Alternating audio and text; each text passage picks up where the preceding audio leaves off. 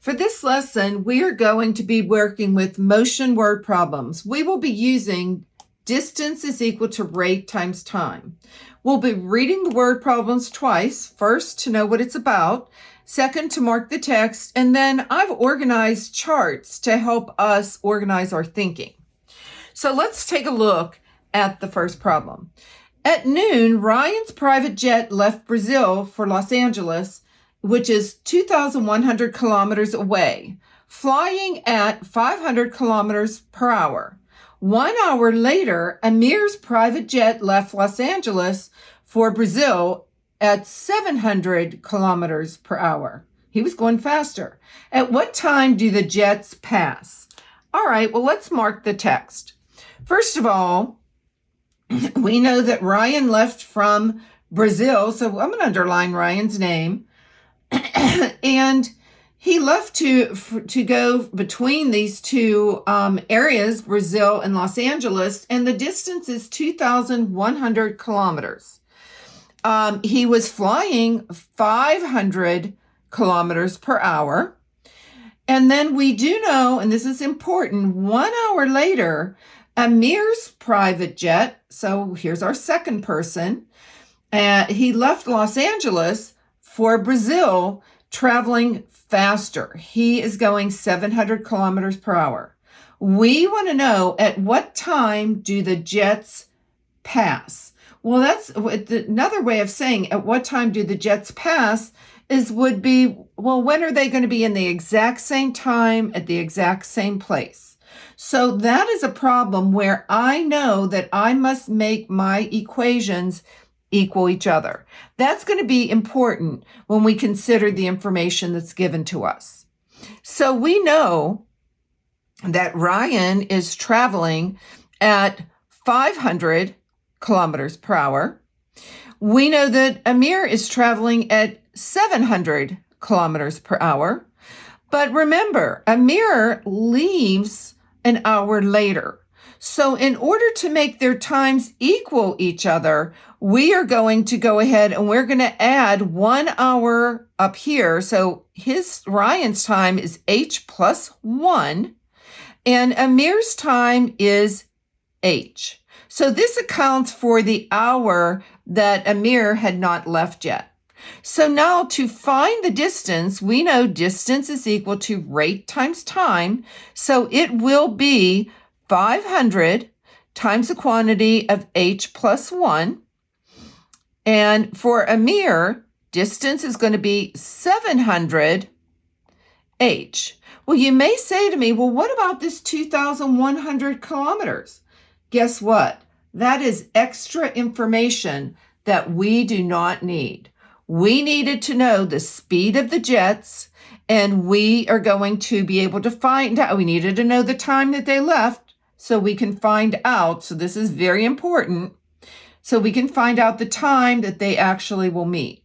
So to solve this problem, I'm going to write down Ryan's flying information, which is 500 times h plus 1. And that is going to be equal to Amir's, which is 700 h. We're just going to use our solving equation skills. So we will use the distributive property. It's 500h plus 500 equals 700h. We know we have to put our h's together. So we will do that by adding the opposite. And it is 500 is equal to 200h.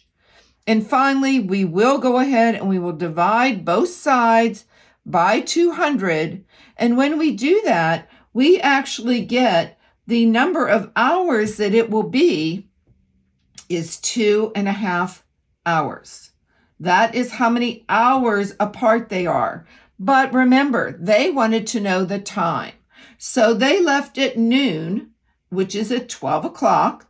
We're going to add 2 hours, and remember, a half of an hour is 30 minutes to that time, and that would be 14:30 p.m. if we were talking military time, but we go by the regular time, so it would be 2 2:30, I'm sorry, it's hard to read, 2:30 p.m.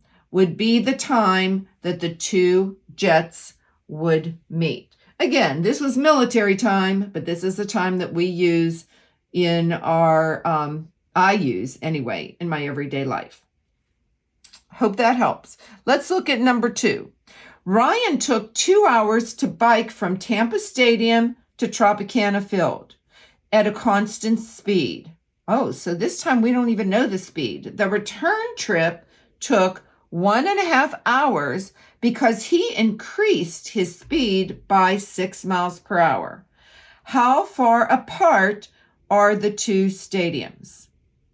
Okay, so let's go ahead and let's look at the information and mark it. So we know that Ryan took 2 hours to bike between Tampa Stadium and Tropicana Field, and he was going a constant rate. We do not know what that rate is, but we do know it's constant. The return trip took 1.5 hours. Now we are given the actual time because he increased his speed by 6 miles per hour. How far apart are the two stadiums? So when we say how far apart, we're looking at the miles. We want to know how far apart are they. So I went ahead and I made my chart. Distance is equal to rate times time. Trip 1 is going from Tampa Stadium to Tropicana, and trip 2 is back home again. So it says that Ryan traveled at a constant rate of speed. So that's X. We don't know what it is. Well, we do know his time was 2 hours. So distance is equal to rate times time. So his distance is 2x. That's all we know. For the return trip now, we do know that he went 6 miles per hour faster than he went going. So I'm just going to put x plus 6. And we do know the time now is 1.5 hours. I'm just going to represent that as 1.5. And we know that this is in hours. And now when we want to find the distance, we're going to do our 1.5 times the quantity of x plus 6. And remember, these stadiums, are, when he's making his trip, it's the exact same distance. So just like up above, we made the equations equal to each other. We're going to do the same thing down below. So we know the distance is the same. For going there, Ryan went 2x.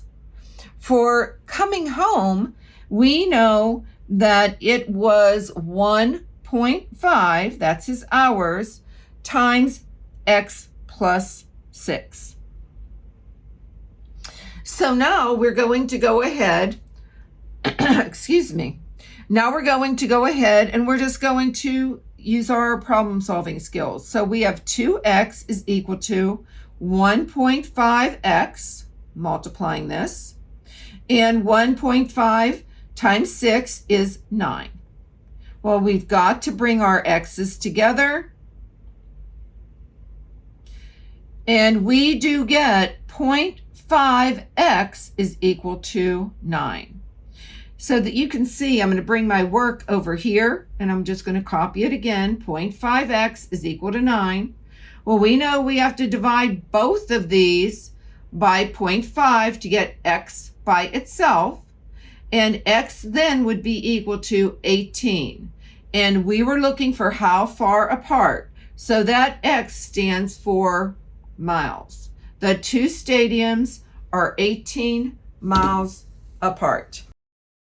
If this video was helpful to you today, please add a like, comment, and most importantly, subscribe for more Math with Marcia.